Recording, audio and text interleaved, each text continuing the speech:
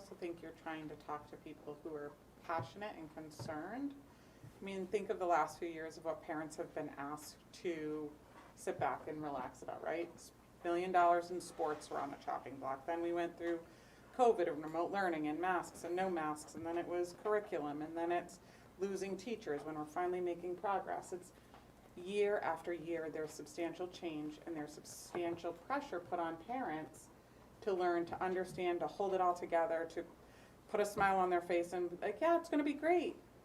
But as a parent, you sit back and go like, what the heck's next? Like, what are we going to be asked to just absorb? And what are facts? So, well, yeah, what are facts? I mean, what do you do about that, though? To your point, just building on it, like, oh, your kid might have to leave, high school in the middle of his sophomore year, or your kid might have sports that they, like, we have no idea if it's even ever gonna come to that. But yeah, now people are gonna be like, oh my gosh, what if I did that? Oh, we can't, we're put on hold, has been said multiple times here in this very meeting.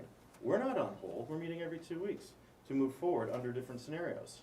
And we have to do that, and that's normal.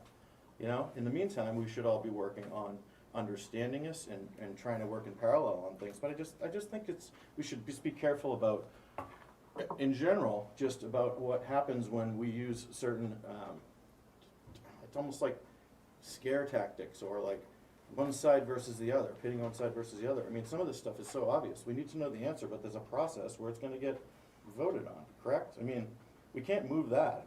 That's happening. In a month, potentially. So. And we don't even know that. Right, but so. There are no facts.